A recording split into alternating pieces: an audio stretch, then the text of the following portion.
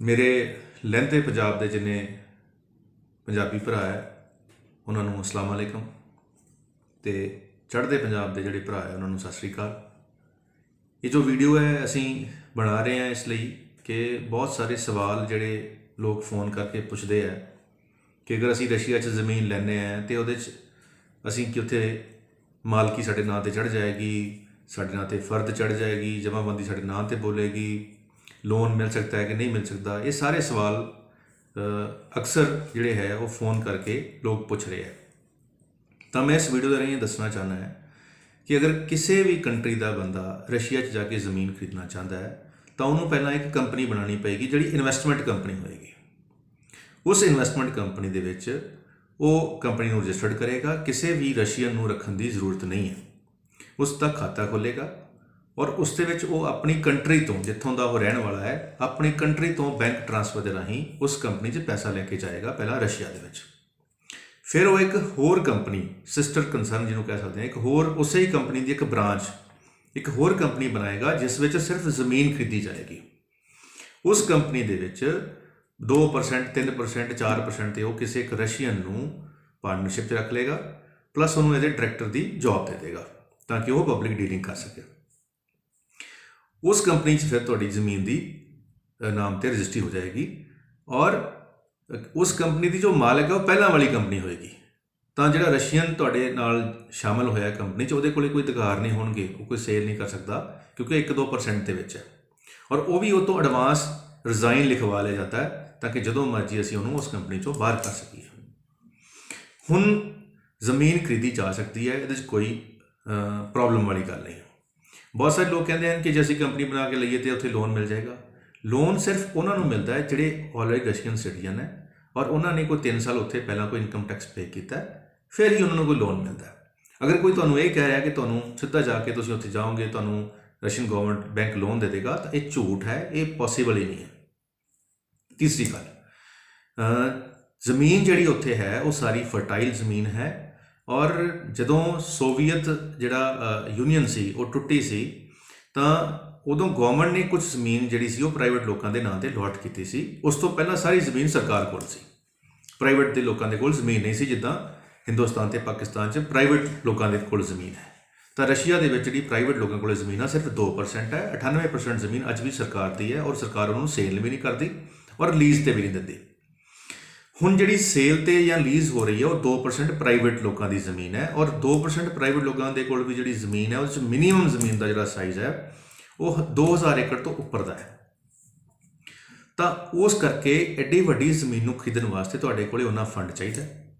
Number 2, ਜੇ ਤੁਸੀਂ ਉੱਥੇ ਖੇਤੀ ਕਰਨੀ ਹੈ ਤਾਂ 1.25 ਕਰੋੜ ਰੁਪਏ ਦਾ ਮਿਨੀਮਮ ਟਰੈਕਟਰ ਆਉਂਦਾ ਔਰ ਦੂਸਰੀ ਮਸ਼ੀਨਰੀ ਜੇਕਰ ਨਾਲ ਪਾਈ ਜਾਏ ਤਾਂ 2 ਕਰੋੜ ਦੀ ਮਸ਼ੀਨਰੀ ਆਏਗੀ। ਤਾਂ ਬੜੇ ਲੋਕ ਕਹਿੰਦੇ ਕਿ ਅਸੀਂ ਉੱਥੇ ਲੀਜ਼ 'ਤੇ ਲੈ ਲਈਏ ਜੀ। ਅਗਰ ਲੀਜ਼ 'ਤੇ ਵੀ ਲਓਗੇ ਤਾਂ ਤੁਹਾਡੇ ਕੋਲ ਜਿਹੜੀ ਖੇਤੀ ਕਰਨ ਲਈ ਜੋ ਮਸ਼ੀਨਰੀ ਹੈਗੀ ਹੈ 2 ਕਰੋੜ ਦੀ ਤੁਹਾਡੇ ਕੋਲ ਚਾਹੀਦੀ ਹੈ, ਫਿਰ ਹੀ ਲੀਜ਼ 'ਤੇ ਲਓਗੇ। ਔਰ ਫਿਰ ਜੇ ਲੀਜ਼ 'ਤੇ ਵੀ ਲਓਗੇ ਤਾਂ ਉੱਥੇ 1-2 ਕਿੱਲਾ ਲੀਜ਼ 'ਤੇ ਨਹੀਂ ਮਿਲਣਾ, ਉਹ ਵੀ 2000 ਏਕੜ ਤੋਂ ਘੱਟ ਜ਼ਮੀਨ ਨਹੀਂ ਲੀਜ਼ 'ਤੇ ਮਿਲਣੀ। 2000 ਏਕੜ ਜਿਹੜਾ ਬੀਜ ਪਾਉਣਾ ਉਹਦੇ ਤੁਹਾਡੇ ਕੋਲ ਪੈਸੇ ਹੋਣੇ ਚਾਹੀਦੇ ਹੈ, ਜਿਹੜੇ ਟਰੈਕਟਰਾਂ 'ਚ ਤੇਲ ਪੈਣਾ ਉਹਦੇ ਪੈਸੇ ਚਾਹੀਦੇ ਹੈ, ਜਿਹੜੀ ਲੇਬਰ ਤੁਸੀਂ ਯੂਜ਼ ਕਰਨੀ ਹੈ ਉਹ ਤੁਸੀਂ ਆਪਣੀ ਕੰਟਰੀ ਤੋਂ ਨਹੀਂ ਲਿਜਾ ਸਕਦੇ, ਤੁਹਾਨੂੰ ਲੇਬਰ ਲੋਕਲ ਲੈਣੀ ਪਏਗੀ। ਉਹਦਾ 3000 ਰੁਪਏ ਪਰ ਡੇ ਦਾ ਖਰਚਾ ਹੈ, ਇੰਡੀਆ ਦਾ 3000 ਰੁਪਇਆ, ਜਿਹਨੂੰ ਰੂਬਲ ਵੀ ਕਹਿ ਸਕਦੇ, 3000 ਰੂਬਲ ਪਰ ਡੇ ਦਿਹਾੜੀ ਹੈ ਉੱਥੇ। ਇਹ ਸਭ ਕੁਝ ਤੁਹਾਨੂੰ ਕਰਨਾ ਪਏਗਾ ਤਾਂ ਤੁਸੀਂ ਉੱਥੇ ਖੇਤੀ ਕਰ ਸਕਦੇ ਹੋ।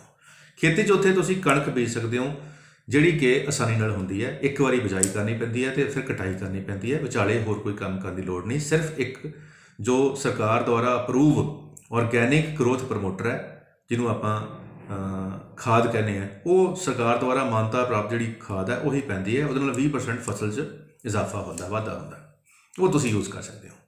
ਅਤੇ ਇਸ ਲਈ ਜਿਹੜੇ ਵੀਰ ਵੀ ਇਹ ਵੀਡੀਓ ਦੇਖ ਰਹੇ ਹੈ ਉਹ ਇਸ ਤੋਂ ਕਲੈਰਿਟੀ 'ਚ ਹੋ ਜਾਣਗੇ ਕਿ ਭਾਈ ਅਗਰ ਜ਼ਮੀਨ ਲੈਣੀ ਹੈ ਤੁਸੀਂ ਤਾਂ ਤੁਹਾਨੂੰ ਇੰਨਾ ਮਿਨੀਮਮ ਜ਼ਮੀਨ ਲੈਣੀ ਪਏਗੀ।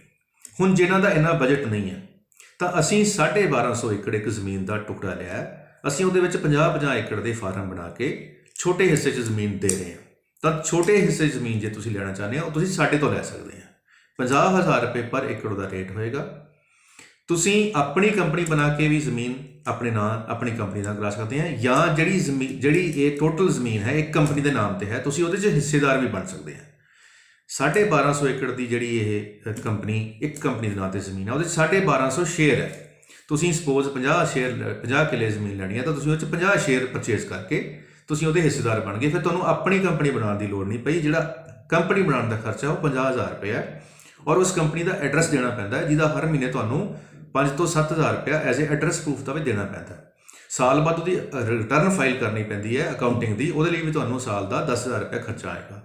ਤਾਂ ਕੰਪਨੀ ਬਣਾਉਣ ਤੋਂ ਬਾਅਦ ਤੁਹਾਨੂੰ ਉਹਦੇ ਰੈਂਟ ਦਾ ਤੇ ਜਿਹੜਾ ਅਕਾਊਂਟਿੰਗ ਦਾ ਖਰਚਾ ਵੀ ਪਏਗਾ। ਜੇ ਤੁਸੀਂ ਉਹ ਤੋਂ ਬਚਣਾ ਚਾਹੁੰਦੇ ਆ ਤਾਂ ਤੁਸੀਂ ਜਿਹੜੀ ਮੇਨ ਕੰਪਨੀ ਅਸੀਂ ਬਣਾਈ ਹੋਈ ਹੈ ਉਹਦੇ 'ਚ ਹਿੱਸੇਦਾਰ ਬਣ ਸਕਦੇ ਹੋ। ਫਿਰ ਤੁਹਾਨੂੰ ਉਹਦੇ 'ਚ ਸ਼ੇਅਰਿੰਗ 'ਚ ਤੁਹਾਨੂੰ ਕਾਸਟ ਆਏਗੀ। ਤਾਂ ਜਦੋਂ ਤੁਸੀਂ ਵੇਚਣਾ ਚਾਹੋ ਤੁਸੀਂ ਆਪਣੇ ਸ਼ੇਅਰ ਵੇਚ ਕੇ ਕਿਸੇ ਹੋਰ ਨੂੰ ਕੰਪਨੀ 'ਚੋਂ ਬਾਹਰ ਨਿਕਲ ਸਕਦੇ ਆ। ਹੁਣ ਆਉਂਦਾ ਹੈ ਕਿ ਅਗਰ ਮੈਂ ਜ਼ਮੀਨ ਖਰੀਦੂੰਗਾ ਮੈਨੂੰ PR ਮਿਲ ਜਾਏਗੀ। ਨਹੀਂ, ਜ਼ਮੀਨ ਖਰੀਦਣ ਨਾਲ PR ਦਾ ਕੋਈ ਸੰਬੰਧ ਨਹੀਂ। PR ਦੇ ਲਈ ਇੱਕ ਡਿਫਰੈਂਟ ਪ੍ਰੋਸੈਸ ਹੈ, ਉਹ ਮੈਂ ਅਗਲੀ ਵੀਡੀਓ 'ਚ ਦੱਸ ਦੂੰਗਾ। ਉਹ ਤੁਸੀਂ ਬਿਨਾਂ ਜ਼ਮੀਨ ਖਰੀਦੇ ਤੋਂ ਵੀ ਲੈ ਸਕਦੇ ਹੋ। ਉਹਦਾ 6 ਲੱਖ ਦੇ ਆਸ-ਪਾਸ ਖਰਚਾ ਆਏਗਾ, ਸਾਲ ਤੋਂ 1.5 ਸਾਲ ਦਾ ਟਾਈਮ ਲੱਗੇਗਾ, ਉਹ ਤੁਹਾਨੂੰ PR ਵੀ ਮਿਲ ਜਾਏਗੀ। PR ਲੈਣ ਵਾਸਤੇ ਤੁਹਾਨੂੰ ਜ਼ਮੀਨ ਖਰੀਦਣ ਦੀ ਜਾਂ ਇਨਵੈਸਟਮੈਂਟ ਕਰਨ ਦੀ ਕੋਈ ਲੋੜ ਨਹੀਂ। ਹੁਣ ਆ ਗਈ ਗੱਲ, ਅਗਰ ਤੁਸੀਂ ਖੁਦ ਜ਼ਮੀਨ ਤੇ ਕਾਸ਼ਤ ਨਹੀਂ ਕਰ ਸਕਦੇ ਤਾਂ ਤੁਸੀਂ ਸਾਨੂੰ ਵੀ ਦੇ ਸਕਦੇ ਹੋ। ਅਸੀਂ ਜਿੰਨਾ ਜ਼ਮੀਨ 'ਚ ਜਿਹੜਾ ਬੀਜ ਪਏਗਾ ਤੁਹਾਡੇ ਤੋਂ ਪੈਸੇ ਲੈ ਕੇ ਤੇ ਲੇਬਰ ਰੇਟ ਦੇ ਉੱਤੇ ਤੁਹਾਡਾ ਜ਼ਮੀਨ ਦੀ ਬਿਜਾਈ ਕਰ ਦਾਂਗੇ, ਬੀਜ ਦਿਆਂਗੇ ਆਪਣੀ ਮਸ਼ੀਨਰੀ ਨਾਲ, ਉਹਦਾ ਖਰਚਾ ਲੈ ਲਾਂਗੇ। ਜਦੋਂ ਕਟਾਈ ਦਾ ਟਾਈਮ ਆਏਗਾ ਅਸੀਂ ਕਟਾਈ ਕਰਕੇ ਤੁਹਾਡੇ ਤੋਂ ਜ਼ਮੀਨ ਦਾ ਜੋ ਬਾਜ਼ਾਰ ਦਾ ਰੇਟ ਹੈ ਉਹ ਫਸਲ ਖਰੀਦ ਲਵਾਂਗੇ। ਤਾਂ ਤੁਹਾਨੂੰ ਖੇਤੀ ਕਰਨ ਲਈ ਸਾਲ 'ਚ ਸਿਰਫ ਇੱਕ ਵਾਰ ਉੱਥੇ ਜਾਣ ਦੀ ਲੋੜ ਪਏਗੀ, ਉਹ ਵੀ ਜਦੋਂ ਕਟਾਈ ਹੋਣੀ ਹੈ। ਬਾਕੀ ਟਾਈਮ ਤੁਹਾਡਾ ਕੰਮ ਹੈਗਾ ਤੁਹਾਡੇ ਬਿਹਾਫ ਤੇ ਅਸੀਂ ਕਰ ਦਾਂਗੇ, ਔਰ ਜੋ ਬੀਜ ਜਾਂ ਖਾਦ ਦਾ ਖਰਚਾ ਹੋਗਾ ਤੁਹਾਡੇ ਤੋਂ ਲੈ ਲਾਂਗੇ, ਪਲੱਸ ਲੇਬਰ ਦੇ ਚਾਰਜਸ ਲੈ ਲਾਂਗੇ, ਤਾਂ ਕਿ ਤੁਹਾਨੂੰ ਉੱਥੇ ਆਪ ਕੰਮ ਕਰਨ ਦੀ ਲੋੜ ਨਹੀਂ। ਤੁਹਾਨੂੰ ਸਿਰਫ ਉਦੋਂ ਆਉਣ ਦੀ ਲੋੜ ਹੈ ਜਦੋਂ ਤੁਹਾਡੀ ਫਸਲ ਦੀ ਕਟਾਈ ਹੋਣੀ ਹੈ। ਆਪਣੇ ਸਾਹਮਣੇ ਖੜੇ ਹੋ ਕੇ ਤੁਸੀਂ ਉਹਦੀ ਤੁਲਵਾਈ ਕਰਕੇ ਜੋ ਰੇਟ ਹੈ ਸਾਡੇ ਤੋਂ ਕੈਸ਼ ਲੈ ਸਕਦੇ ਹੋ ਸੇਮ ਡੇ, ਉਹ ਵੀ ਸਾਡੇ ਕੋਲ ਫੈਸਿਲਿਟੀ ਹੈ। ਉਸ ਤੋਂ ਇਲਾਵਾ ਤੁਸੀਂ ਸਾਨੂੰ ਠੇਕੇ ਤੇ ਜ਼ਮੀਨ ਵੀ ਦੇ ਸਕਦੇ ਆ। ਆਪਣਾ ਸਾਲ ਦਾ ਇੱਕ ਠੇਕਾ ਮੁਕਰਰ ਹੋ ਜਾਏਗਾ, ਅਗਲੇ 11 ਸਾਲ ਦਾ ਆਪਾਂ ਐਗਰੀਮੈਂਟ ਕਰ ਲਾਂਗੇ, ਔਰ ਹਰ ਸਾਲ 10% ਉਹ 'ਚ ਇਜ਼ਾਫਾ ਹੋ ਜਾਏਗਾ। ਤੁਸੀਂ ਉਹ 11 ਸਾਲਾਂ ਲਈ ਸਾਨੂੰ ਠੇਕੇ ਤੇ ਵੀ ਦੇ ਸਕਦੇ ਹੋ। ਜੇ ਤੁਸੀਂ ਇਹ ਸਾਰਾ ਕੰਮ ਖੁਦ ਨਹੀਂ ਕਰਨਾ ਤਾਂ ਉਹ ਵੀ ਰੇਟ ਆਪਾਂ ਜਦੋਂ ਤੁਸੀਂ ਆਓਗੇ ਜ਼ਮੀਨ ਫਾਈਨਲ ਹੋਏਗੀ ਉਸ ਤੋਂ ਬਾਅਦ ਆਪਾਂ ਡਿਸਾਈਡ ਕਰ ਲਾਂਗੇ। ਤਾਂ ਸਭ ਤੋਂ ਪਹਿਲਾਂ ਤੁਹਾਨੂੰ ਜ਼ਮੀਨ ਦੇਖਣ ਵਾਸਤੇ ਰਸ਼ੀਆ ਜਾਣਾ ਪਏਗਾ। ਤੁਸੀਂ ਬਿਜ਼ਨਸ ਵੀਜ਼ੇ ਤੇ ਵੀ ਜਾ ਸਕਦੇ ਹੋ, ਤੁਸੀਂ ਟੂਰਿਸਟ ਵੀਜ਼ੇ ਤੇ ਵੀ ਜਾ ਸਕਦੇ ਹੋ। ਟੂਰਿਸਟ ਵੀਜ਼ਾ 14 ਦਿਨ ਦਾ ਤੁਹਾਨੂੰ ਮਿਲ ਸਕਦਾ ਹੈ। 3 ਤੋਂ 4 ਦਿਨ ਤੁਸੀਂ ਜ਼ਮੀਨ ਦੇ ਉੱਤੇ ਰਹਿ ਸਕਦੇ ਹੋ, ਬਾਕੀ ਦਿਨ ਤੁਸੀਂ ਘੁੰਮ ਫਿਰ ਸਕਦੇ ਹੋ। ਖਰਚਾ ਜਿਹੜਾ ਤਕਰੀਬਨ 1.5 ਲੱਖ ਰੁਪਇਆ ਇੰਡੀਆ ਦਾ ਉਹ ਖਰਚਾ ਆਉਂਦਾ, ਆਉਣ ਜਾਣ ਰਹਿਣਾ ਸਹਿਣਾ ਤੇ ਹੋਰ ਘੁੰਮਣਾ ਫਿਰਨਾ। ਇਹ ਮੈਂ ਅੰਦਾਜ਼ਾ ਦੱਸ ਰਿਹਾ, ਜੋ ਖਰਚਾ ਆਏਗਾ ਤੁਸੀਂ ਆਪਣੇ ਹੱਥ ਨਾਲ ਕਰਨਾ ਹੈ। ਉਮੀਦ ਹੈ ਇਸ ਵੀਡੀਓ 'ਚ ਤੁਹਾਡੇ ਜਿਹੜੇ ਸਵਾਲਾਂ ਦੇ ਤੁਹਾਨੂੰ ਜਵਾਬ ਮਿਲ ਗਏ ਹੋਣਗੇ। ਹਾਂ, ਇੱਕ ਗੱਲ ਹੋਰ ਜੋ ਰਹਿ ਗਈ ਹੈ ਕਿ ਉੱਥੇ ਫਸਲ ਹੋਰ ਕੀ ਹੋ ਸਕਦੀ ਹੈ। ਉੱਥੇ ਸਾਰੀਆਂ ਸਬਜ਼ੀਆਂ ਹੋ ਸਕਦੀਆਂ, ਪਿਆਜ਼, ਟਮਾਟਰ, ਗਾਜਰ, ਖੀਰਾ, ਖਰਬੂਜੇ, ਮਤੀਰੇ, ਹਦਵਾਣੇ, ਇਹ ਸਭ ਉੱਥੇ ਹੁੰਦੇ ਆ। ਉੱਥੇ ਫਰੂਟ ਹੋ ਸਕਦੇ ਆ, ਅਖਰੋਟ ਦੀ ਉੱਥੇ ਖੇਤੀ ਹੁੰਦੀ ਹੈ, ਉੱਥੇ ਅਖਰੋਟ ਲੱਗੇ ਹੋਏ ਆ, ਅਖਰੋਟ ਦਾ ਬਹੁਤ ਫਰੂਟ ਹੈ। ਸੇਬ ਦੀ ਖੇਤੀ ਇੱਥੇ ਨਹੀਂ ਹੁੰਦੀ, ਉਹ ਹੋਰ ਇੱਕ ਬੈਲਟ ਹੈਗੀ ਉੱਥੇ ਹੁੰਦੀ ਹੈ, ਬਟ ਇੱਥੇ ਸੇਬ ਦੀ ਖੇਤੀ ਨਹੀਂ ਹੁੰਦੀ। ਬਾਕੀ ਸਾਰੀਆਂ ਫਸਲਾਂ ਕੈਸ਼ ਕ੍ਰੌਪ ਵੀ ਹੈਗੀਆਂ। ਤੁਸੀਂ ਜੇ ਸਬਜ਼ੀਆਂ ਲਗਾਓਗੇ ਤਾਂ ਸਾਲ ਵਿੱਚ 2 ਫਸਲਾਂ ਲੈ ਸਕਦੇ ਆ। 5 ਮਹੀਨੇ ਬਰਫ਼ ਪੈਂਦੀ ਹੈ, 7 ਮਹੀਨੇ ਟੈਂਪਰੇਚਰ ਨਾਰਮਲ ਰਹਿੰਦਾ ਹੈ। ਅਗਸਤ ਵਿੱਚ ਜਿਹੜਾ ਹੈਗਾ ਉਹ ਟੈਂਪਰੇਚਰ 40 ਡਿਗਰੀ ਹੋ ਜਾਂਦਾ ਹੈ ਜਦੋਂ ਕਣਕ ਪੱਕਦੀ ਹੈ ਤੇ ਕਟਾਈ ਹੁੰਦੀ ਹੈ। ਉਸ ਤੋਂ ਬਾਅਦ ਫਿਰ ਟੈਂਪਰੇਚਰ ਥੱਲੇ ਆਉਣਾ ਸ਼ੁਰੂ ਹੋ ਜਾਂਦਾ ਹੈ। ਇਸ ਲਈ ਤੁਸੀਂ ਅਗਰ ਖੁਦ ਕਾਸ਼ਤ ਕਰਨਾ ਚਾਹੁੰਦੇ ਆ ਤਾਂ ਜਿਹੜੀ ਕਣਕ ਦੀ ਬਿਜਾਈ ਹੈ ਉਹ ਸਭ ਤੋਂ ਸੌਖੀ ਫਸਲ ਹੈ, ਸਾਲ 'ਚ ਇੱਕ ਹੁੰਦੀ ਹੈ। ਅਗਰ ਤੁਸੀਂ ਸਬਜ਼ੀਆਂ ਬੀਜੋਗੇ ਤਾਂ ਉਹ ਤੁਸੀਂ 2 ਲੈ ਸਕਦੇ ਆ। 2 ਸਬਜ਼ੀਆਂ ਵਾਸਤੇ ਤੁਹਾਨੂੰ ਬਹੁਤ ਸਾਰੀ ਲੇਬਰ ਚਾਹੀਦੀ ਹੈ, ਬਹੁਤ ਸਾਰੇ ਹੋਰ ਵੀ ਖਰਚੇ ਆਉਂਦੇ ਆ, ਤਾਂ ਉਸ 'ਚ ਲੇਬਰ ਜ਼ਿਆਦਾ ਲੱਗਦੀ ਹੈ। ਤਾਂ ਇਸ ਲਈ ਲੋਕ ਸਸਤਾ ਕੰਮ ਜਿਹੜਾ ਕਰਦੇ ਆ ਉਹ ਜਾਂ ਤਾਂ ਸਰੋਂ ਬੀਜ ਦਿੰਦੇ ਆ, ਸਰੋਂ ਦੀ ਵੀ ਬਹੁਤ ਡਿਮਾਂਡ ਹੈ, ਜਾਂ ਕਣਕ ਬੀਜ ਦਿੰਦੇ ਆ, ਜਿਹੜੀਆਂ ਘੱਟ ਲੇਬਰ ਵਾਲੀਆਂ ਫਸਲਾਂ ਹੈਗੀਆਂ। ਤੁਸੀਂ ਇਹ ਬੀਜ ਸਕਦੇ ਆ। ਬਾਕੀ ਜੋ ਤੁਸੀਂ ਸਾਡੇ ਨਾਲ ਉੱਥੇ ਜਾਓਗੇ ਤਾਂ ਉੱਥੇ ਹੋਰ ਕੀ ਹੋ ਰਿਹਾ ਉਹ ਸਭ ਕੁਝ ਤੁਹਾਨੂੰ ਅਸੀਂ ਦਿਖਾਵਾਂਗੇ। ਤੁਸੀਂ ਅਗਰ ਜਾਣਾ ਚਾਹੁੰਦੇ ਆ, ਅਗਰ ਤੁਹਾਡੇ ਕੋਲੇ ਬਜਟ ਹੈ, ਘੱਟੋ ਘੱਟ ਤੁਸੀਂ ਇਹ ਮੰਨ ਕੇ ਚੱਲੋ ਕਿ 1.5 ਲੱਖ ਤੁਹਾਡਾ ਇੰਡੀਆ ਦਾ ਖਰਚਾ ਪਹਿਲੀ ਵਾਰ ਜਾਣ ਆਉਣ 'ਚ ਹੋ ਜਾਏਗਾ। ਉਸ ਤੋਂ ਬਾਅਦ ਅਗਰ ਤੁਹਾਡਾ ਮਨ ਨਹੀਂ ਬਣਦਾ, ਕੋਈ ਐਸੀ ਗੱਲ ਨਹੀਂ ਹੈ, ਤੁਸੀਂ ਘੁੰਮ ਫਿਰ ਆਏ, ਦੇਖ ਆਏ, ਜਾਣਕਾਰੀ ਪ੍ਰਾਪਤ ਕਰ ਲਈ, ਬਹੁਤ ਹੈ। ਅਗਰ ਇਸ ਸੋਚ ਨਾਲ ਤੁਸੀਂ ਜਾਣਾ ਚਾਹੁੰਦੇ ਆ ਤਾਂ ਬਹੁਤ ਵਧੀਆ ਗੱਲ ਹੈ। ਜਦੋਂ ਮਰਜ਼ੀ ਸਾਨੂੰ ਫੋਨ ਕਰੋ, ਅਸੀਂ ਤੁਹਾਡੇ ਵੀਜ਼ੇ 'ਚ ਤੁਹਾਡੀ ਹਰ ਉੱਥੇ ਆਉਣ ਜਾਣ ਪਿਕਅਪ 'ਚ ਹਰ ਚੀਜ਼ ਤੁਹਾਡੀ ਸਹੂਲਤ ਜਿਹੜੀ ਹੈਗੀ ਹੈ ਉਹ ਤੁਹਾਡੀ ਮਦਦ ਕਰਾਂਗੇ। ਉਮੀਦ ਹੈ ਇਹ ਵੀਡੀਓ ਤੁਹਾਡੇ ਕੰਮ ਦੀ ਹੋਏਗੀ। ਇਸ ਨੂੰ ਮੈਕਸਿਮਮ ਲੋਕਾਂ ਤੱਕ ਸ਼ੇਅਰ ਜ਼ਰੂਰ ਕਰ ਦੇਣਾ, ਔਰ ਇਸ ਚੈਨਲ ਨੂੰ ਸਬਸਕ੍ਰਾਈਬ ਕਰ ਦੇਣਾ ਤਾਂ ਕਿ ਆਉਣ ਵਾਲੀਆਂ ਵੀਡੀਓ ਵੀ ਤੁਹਾਨੂੰ ਮਿਲਦੀਆਂ ਰਹਿਣ। ਧੰਨਵਾਦ।